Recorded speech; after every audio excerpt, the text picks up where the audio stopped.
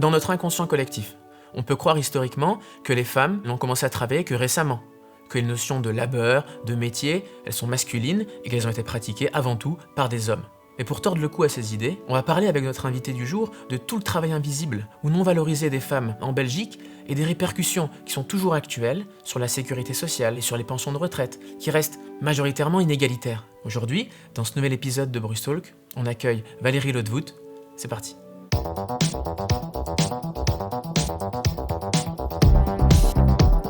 Valérie, bonjour. Valérie, tu es journaliste et sociologue de formation et depuis 2008, tu es directrice de l'Université des femmes, qui est une association bruxelloise qui se définit comme un laboratoire de recherche, d'enseignement et de réflexion féministe sur la condition des femmes. Et aujourd'hui, on se voit pour parler d'une étude qui est en cours, que tu es en train de mener avec Yves Martens, qui s'appelle « Nous travaillons donc nous sommes. Féminisme, travail des femmes et fondamentaux du droit social ».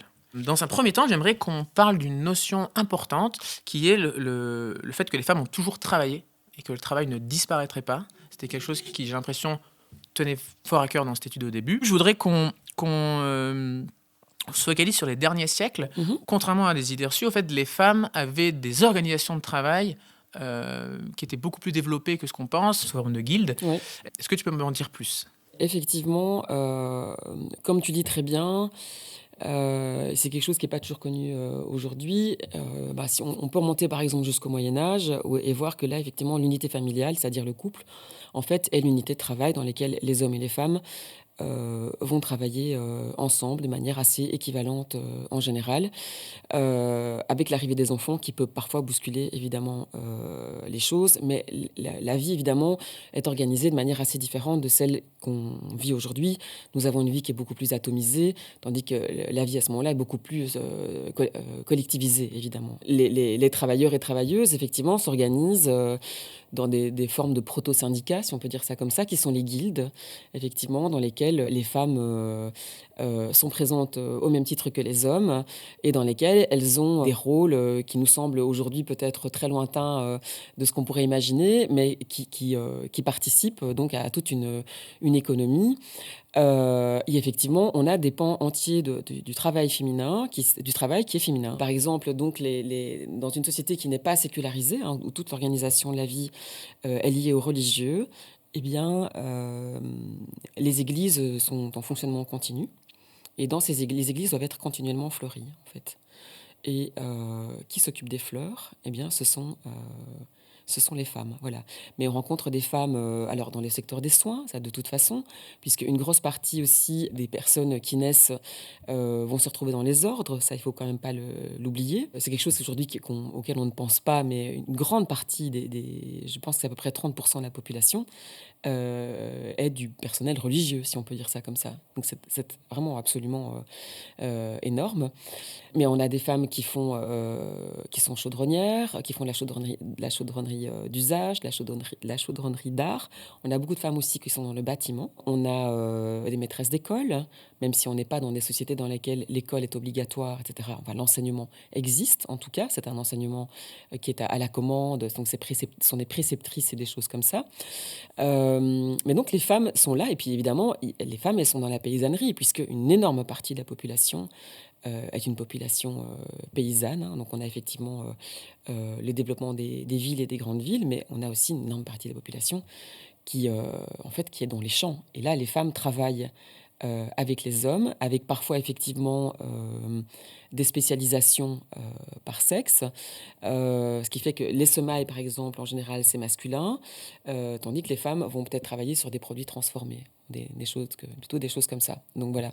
Mais il n'y a pas une division sexuelle du travail aussi énorme que celle que nous avons dans nos représentations par rapport à ça, où, à nouveau, dans la paysannerie, les femmes auraient été à l'intérieur des fermes et les hommes auraient été à l'extérieur des fermes. Non, il y a des tâches, effectivement, qui sont dévolues à chacun des deux sexes, mais il y a aussi beaucoup de tâches qui sont faites de manière commune. Donc voilà, donc les femmes ont toujours travaillé, les femmes se sont toujours regroupées, et effectivement, il y a ces guildes qui sont là, qui, en fait, permettent de se solidariser, de faire corps par rapport à d'autres métiers, et en fait, oui, vraiment de constituer des formes un peu primitives, si on peut dire, de syndicats.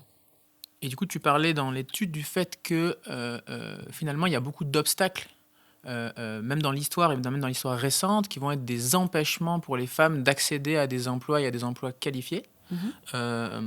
Par exemple, le temps partiel, par Ouais. exemple. Et on parlait de la capacité à fabriquer des enfants. Oui. Donc là, je fais un petit bond dans Ouais. l'histoire. Un petit grand bond. Un petit grand Ouais. bond dans l'histoire pour revenir à un passé plus proche. Mhm. Mais et moi, je ne savais pas, mais j'ai appris que, par exemple, il y avait clairement des licenciements pour grossesse Mhm. qui étaient plus ou moins assumés jusqu'à il n'y a pas si longtemps que ça. Oui. Alors qu'ils sont assumés, c'est toujours le cas, hein. L'Institut pour l'égalité des femmes et des hommes, qui a une capacité donc de recevoir les plaintes en justice, pourra confirmer que les plus gros de leurs dossiers dans tout ce qui est travail, c'est lié au licenciement pour grossesse. Donc voilà, c'est pas parce qu'on interdit évidemment de manière légale que ça n'a plus lieu. Voilà. Mais c'est vrai que s'il faut revenir un tout petit peu en arrière, les femmes ont été interdites de certaines professions, avec une interdiction qui va se situer plutôt à la Renaissance. La Renaissance, là aussi, dans la connaissance un petit peu teintée d'une vision masculine, est présentée comme une formidable ouverture, en fait, sur les arts, la connaissance, le développement des Lumières et tout le bazar. Alors que pour les femmes, c'est plutôt une période de refermeture avec une interdiction progressive d'un ensemble de métiers, notamment la médecine. Voilà. La médecine leur est retirée, puisque la médecine commence à être enseignée dans des universités. Les premières universités sont créées et les femmes n'y sont pas admises. Alors on leur laisse évidemment la profession de sage-femme et la gynécologie, parce qu'il ne serait hors de question qu'un homme qui n'est pas le mari d'une femme puisse voir son entrejambe et en tout cas voir son enfant naître.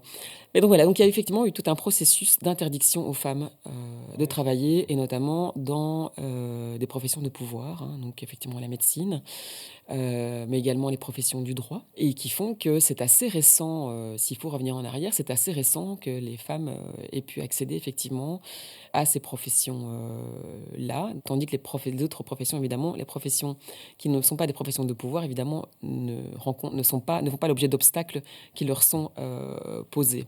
Donc on peut avoir différents types d'obstacles. On peut avoir effectivement des obstacles qui vont être de type institué. Enfin, la loi institue le fait que les femmes n'ont pas accès à tel métier, n'ont pas accès aux études pour y parvenir, et elles n'ont pas accès simplement au métier parce que, alors, dans le cas notamment de l'accès des femmes au droit, donc il y avait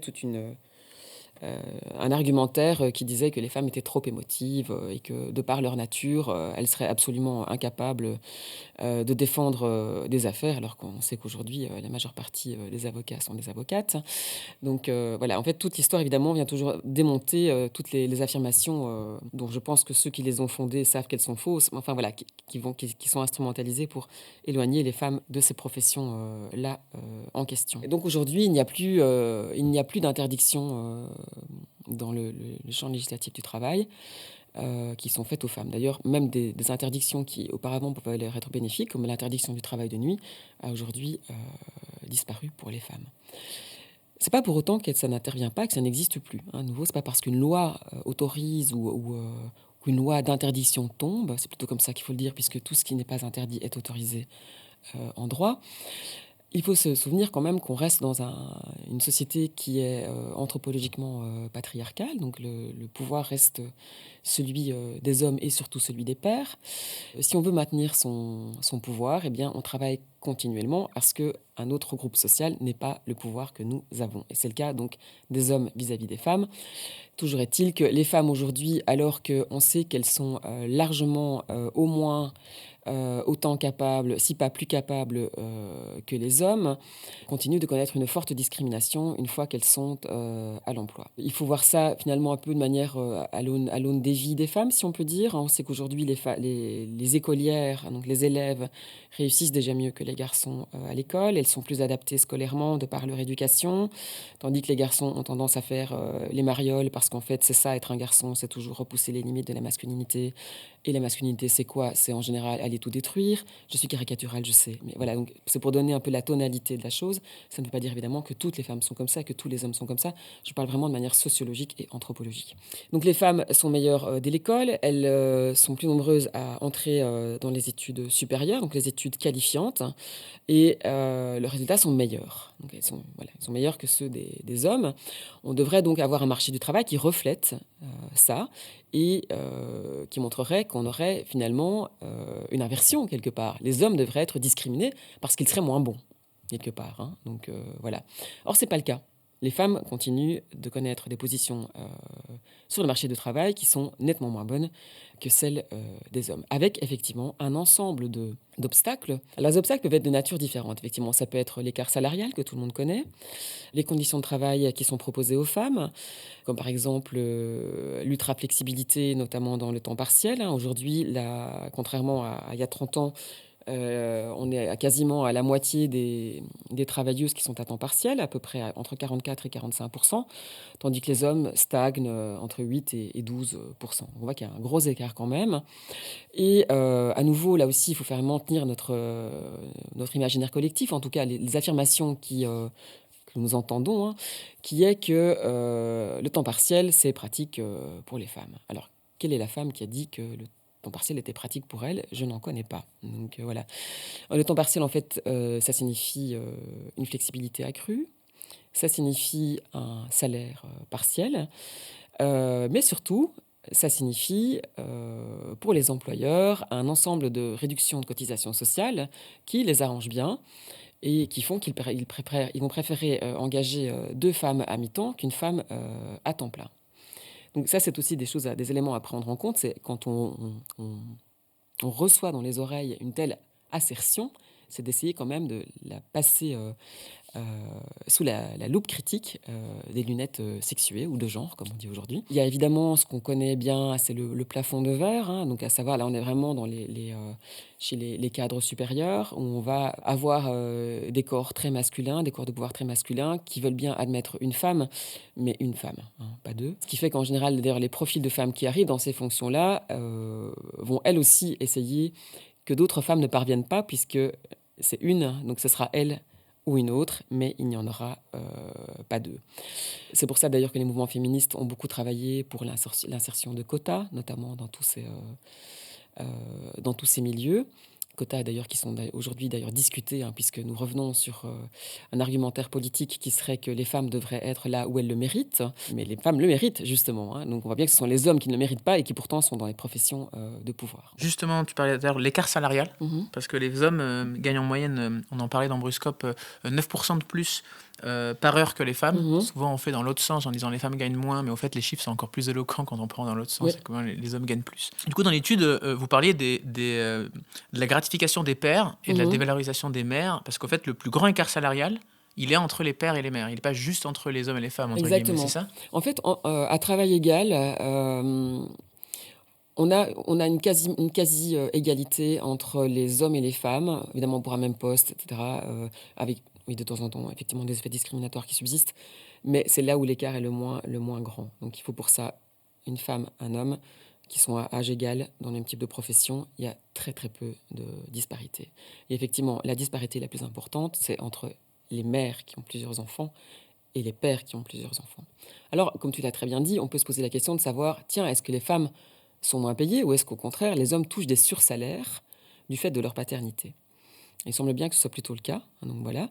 Tout d'abord, il y a là aussi un préjugé sur les mères qui font que nombre d'employeurs, de un, vont dire oui, pas trop d'enfants, s'il vous plaît.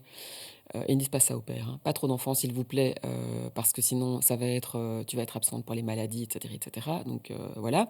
Il est assez rare qu'une femme puisse aller voir son employeur et dire voilà, j'ai maintenant 2 enfants, j'ai besoin d'avoir une augmentation pour pouvoir les nourrir. En général, ça ne passera jamais. Tandis que les pères, eux, ont accès à ce genre de sursalarisation, mais pas seulement, puisqu'il y a dans la loi un ensemble de mécanismes aussi qui vont pouvoir les favoriser. On avait parlé notamment des doublements d'allocations familiales, qui sont donc ouvertes par les pères, et qu'on a aussi toute une série d'avantages extra-légaux qui ne sont pas nécessairement liés à la paternité, mais qui vont évidemment concourir à cette sursalarisation, dès lors que les pères, évidemment, se voient offrir toujours plus d'avantages du fait de leur paternité. Puisque dans la croyance, plus un homme a d'enfants, moins il sera tenté d'aller voir ailleurs, tandis que plus une femme a d'enfants, plus elle sera absente. Alors qu'on sait aujourd'hui que ce ne sont pas les enfants en fait qui éloignent les femmes de carrière continue, suivie et linéaire. En fait, c'est le positionnement du compagnon. En fait, si le compagnon est égalitaire, les femmes font des carrières absolument sans problème, qu'elles aient un ou plusieurs enfants.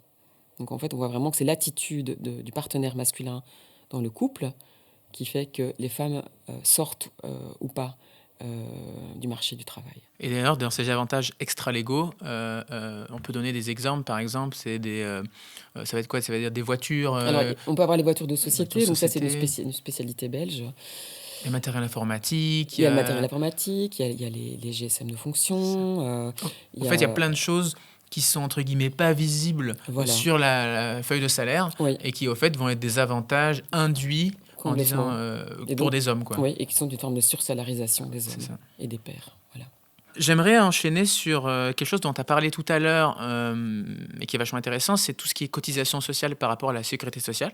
On arrivera après sur la pension. Et dans un premier temps, j'aimerais juste qu'on fasse un petit moment où on rappelle le type de sécurité sociale dans lequel on est. Il y a deux modèles principaux, on va dire, en Europe, bismarckien ou beveridgien. Est-ce que tu peux m'en parler un peu plus? Alors, c'est vrai que il y a le travail et puis il y a l'affiliation à la sécurité sociale qui est absolument fondamentale et dont on parle moins aujourd'hui. Et pourtant, c'est vraiment c'est le fondement de notre société. Si on veut une société en bonne santé, une société qui ne soit pas trop précaire, il faut qu'on ait une sécurité sociale forte. Et la Belgique a eu et a toujours, même si évidemment les politiques néolibérales sont en train de la saper vertement, a eu la meilleure sécurité sociale au monde. Alors la sécurité sociale, c'est quoi? C'est une forme de salaire différé dans le système bismarckien, qui est donc effectivement le nôtre. Alors Bismarck, c'est qui? C'est un chancelier allemand au 19e. Ce modèle est le suivant, c'est-à-dire qu'en fait, pour se conférer une assurance qui va intervenir dès lors que nous ne sommes plus en capacité de prester notre travail, enfin notre emploi, donc dans divers secteurs qui sont la pension ou la retraite, la maladie, invalidité, les vacances annuelles, les allocations familiales. Donc ça, ce sont vraiment les grands piliers de la sécurité sociale. Et pour pouvoir avoir droit à cette sécurité sociale, il faut entrer sur le marché du travail et il faut donc payer des cotisations. Donc ça, si on est salarié, on reçoit chaque mois sa fiche de salaire et on voit qu'on a effectivement 13,7% de son salaire qui part en cotisation sociale et qui donc c'est une forme de sécurité sociale qui n'est pas capitalisée. Donc c'est-à-dire quand je fais ça, quand je verse mes 13,07% de mon salaire brut à la sécurité sociale, je ne suis pas en train de verser 13,07% pour moi. Ils vont en fait dans une sorte de manne, en fait, sur le principe de la tontine, en fait, voilà. Et en fait, je paye juste, si je puis dire, je m'assure simplement. Donc je ne suis pas en train de me construire un capital. Voilà, ça c'est l'idée de la sécurité sociale bismarckienne. C'est ouvert par le travail, ça fonctionne par solidarité, réciprocité, répartition, redistribution. C'est-à-dire que nous sommes tous et toutes solidaires, en tout cas dans le système salarié, parce que du côté des indépendants, ça se joue autrement, et du côté des fonctionnaires, c'est encore un autre type, mais l'idée est à peu près la même, voilà, en tout cas. Mais par contre, ce qui va différer, c'est le montant des cotisations et l'organisation des piliers d'assurance. Mais donc, nous nous assurons par rapport à ça, parce que nous partons du principe que, de un, c'est un fameux filet contre la pauvreté et la précarité. Hein. Je perds mon emploi demain parce que, contrairement à ce qu'on nous dit, non, ce ne sont pas les salariés ou les employés qui décident de conclure le contrat de travail. C'est parce que le patron a dit qu'il était d'accord de conclure le travail que le contrat de travail va être signé. Donc voilà, c'est lui donc, qui est en position de force par rapport à ça, même si évidemment on est libre de quitter son emploi, mais on n'est pas libre de le quitter et de retourner toucher les allocations de la sécurité sociale. Ça, tu le sais certainement. Donc voilà, nous sommes tous susceptibles à un moment, je sais pas, on peut quitter, l'endroit ici, se faire renverser par une voiture et ne plus être en capacité de travailler et toucher donc ce qu'on appelle des allocations de remplacement qui vont nous permettre normalement, en tout cas dans la visée initiale, de ne pas perdre, nos moyens de manière telle que notre niveau de vie en serait affecté. C'est-à-dire on ne sera pas obligé de revendre sa maison, de quitter son appartement, parce qu'on se retrouve, au chômage. Ça, c'est le modèle vraiment bismarckien. À côté de ça, on en a d'autres. On en a un autre qui est le modèle beveridgien, qui est plutôt Oui, en Angleterre. voilà, dans les milieux anglo-saxons, Ouais. notamment. Alors, Beveridge, effectivement, c'est un homme politique anglais. Là-bas, la sécurité sociale se fait sur base de la citoyenneté. Donc, c'est le fait d'avoir la bonne citoyenneté qui te donne accès. Voilà. C'est financé par l'impôt et non pas par des cotisations sociales. Et comme c'est financé par l'impôt, c'est beaucoup plus fluctuant selon les tendances politiques qui vont être au pouvoir. Et on a vu là qu'en Angleterre, on sort de plusieurs décennies de politique ultralibérale qui ont fait que la classe laborieuse en Angleterre est dans une situation pire que jamais, que les conditions de travail sont complètement dérégulées, voilà, et avec des effets évidemment tout à fait autres sur la gestion de la santé publique et compagnie. En Angleterre, on reste avec un taux de grossesse adolescente qui a réaugmenté. On ne choisit pas son médecin soi-même. Donc voilà, donc tout ça est géré de manière tout à fait différente. Et donc, ça n'est pas une sécurité sociale qui est solidaire au même titre que celle de Bismarck.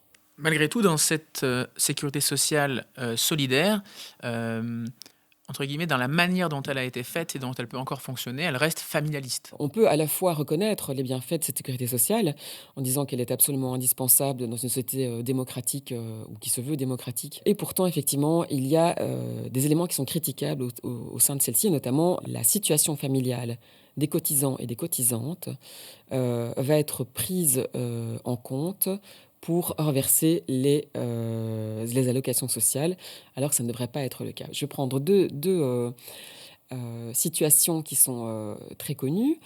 On a d'abord la situation de familialisation dans tout ce qui est chômage, avec la création, il y a une quarantaine d'années, du statut de cohabitant dans la branche du chômage, qui au départ est surtout fait parce que la majeure partie des cohabitants sont des cohabitantes.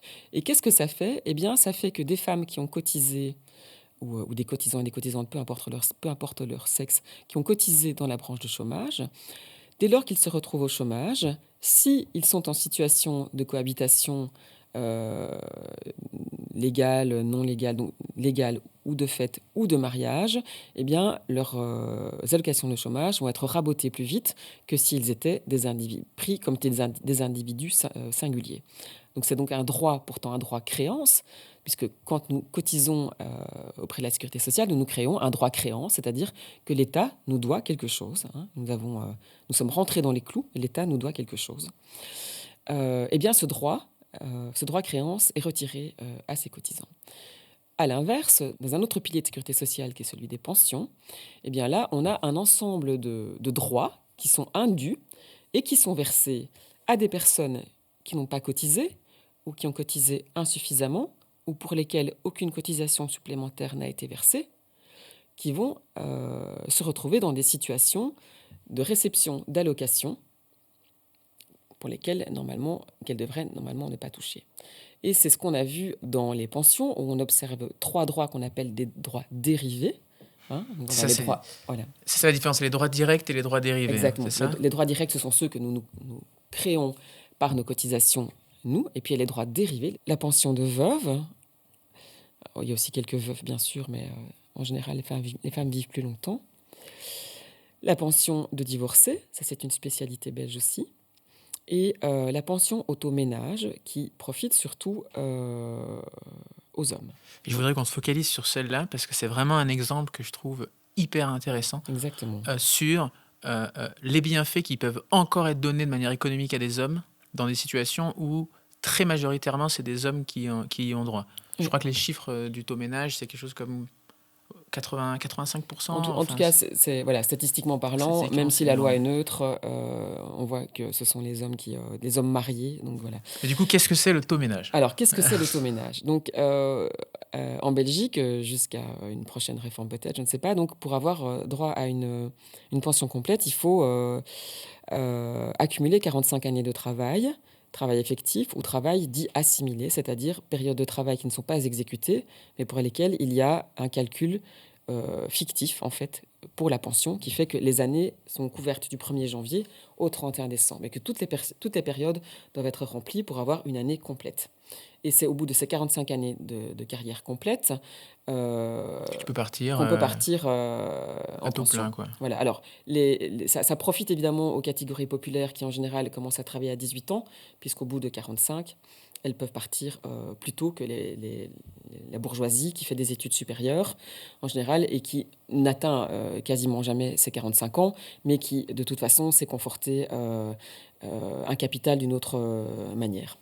Et ce droit dérivé qui est le taux ménage, en fait, consiste en ceci, c'est que donc chaque année de carrière va générer une allocation qui est calculée comme suit. Donc c'est 60% du revenu brut plafonné sur chaque année donc effectuée.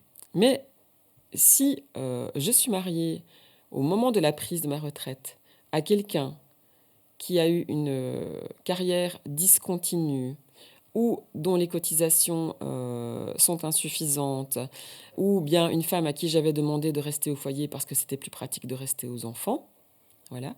Cette personne, ce titulaire du droit, va recevoir 25% de plus sur les 60% de chaque année. Même pour les années où il n'était pas marié. Il faut qu'il soit marié au moment de la prise de la retraite. Et la retraite est calculée comme s'il avait eu une épouse à charge pendant toutes ces années de travail, y compris celles pendant lesquelles il n'était pas marié. Ce qui fait que les hommes, évidemment, se retrouvent avec ces pensions plus importantes, qui, en plus, peuvent décourager les épouses dès lors que l'Office national des pensions va toujours calculer la situation qui est la meilleure pour le couple. Donc il va regarder quelle va être la meilleure simulation possible. La meilleure simulation, voilà. Et si il estime que c'est la pension automénage qui est la meilleure parce que ça donne un volume maximum, eh bien ça arrivera donc chez le titulaire. C'est-à-dire que l'épouse devra demander à son mari d'avoir l'argent qui atterrit sur le compte du titulaire du droit. Ou alors, elle devra faire la demande à l'Office national des pensions que le taux ménage soit refusé et qu'elle puisse avoir accès à ses cotisations, aux fruits de ces cotisations qui seraient moindres. Alors ça a constitué pendant jusqu'à très récemment à peu près 30% de l'ensemble des dépenses en pension. Donc là aussi, à partir du moment où on nous dit les pensions coûtent trop cher, il faut travailler plus parce que nous n'avons plus de quoi payer la sécurité sociale et compagnie. En général, c'est faux. Donc ça, c'est du discours aussi qui vise à saper les fondements de la sécurité sociale.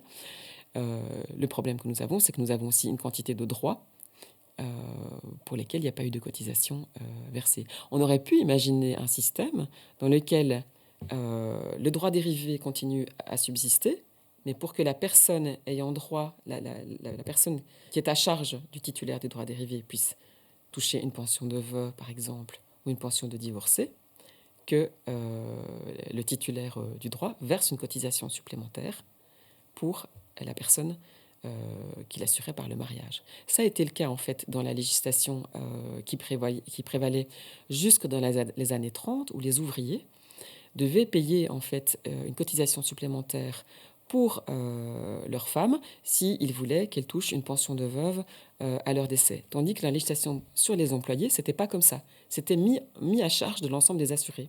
C'est-à-dire que l'ensemble des assurés vont payer ce surdroit pour ce titulaire qui est en droit dérivé. Donc tout le monde paye pour que certaines personnes, dans des cas bien spécifiques qui souvent les arrangent, au fait, et et des droits qui, en plus, pénalisent les femmes, parce que d'une certaine manière, et vous en parlez dans l'étude, c'est un désincitant pour les femmes et à travailler et à, entre guillemets, être autonomes par rapport à leurs droits personnels, Exactement. quoi. Alors, ça a été raboté par le politique. Donc, les droits dérivés que touchaient davantage les femmes font l'objet de rognage aujourd'hui. C'est-à-dire la pension de veuve, la pension de divorcée, ça fait l'objet de rognage puisqu'on ne peut plus, avec le temps, y accéder que par cohorte d'âge. Aujourd'hui, si on a moins de 40 ans, on ne va plus toucher ça. Mais on ne touche pas à la pension au ménage. Alors qu'on pourrait dire aussi qu'on la rabote, puisque les hommes qui parviennent tout doucement, qui vieillissent, etc., et qu'aujourd'hui on a cette inscription massive des femmes sur le marché du travail, et pourtant ce droit dérivé-là, on n'y touche pas. Donc on touche au droit dérivé que touchent en majeure partie les femmes, ce qui est un droit compensatoire, certes, mais on ne touche pas au droit dérivé dont la majeure partie des titulaires sont des hommes. Donc c'est de nouveau très intéressant, là aussi, Ouais. en termes de rapport social, comme on dit.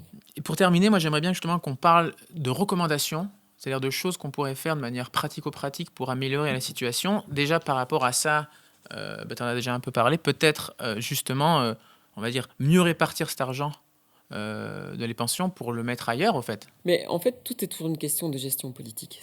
En fait, l'argent, il y en a. L'argent ne fond pas comme neige au soleil, contrairement à ce qu'on dit. C'est toujours des décisions politiques de voir comment l'argent est affecté, comment les dépenses publiques sont affectées.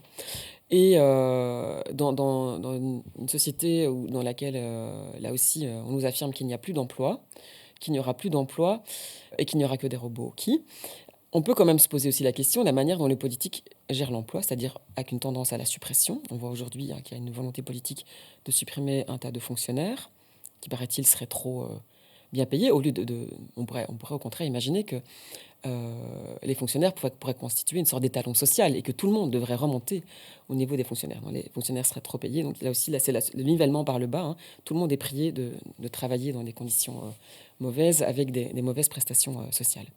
Alors qu'on pourrait imaginer, au contraire, ce qu'ont imaginé des associations, là aussi, de femmes pour l'emploi.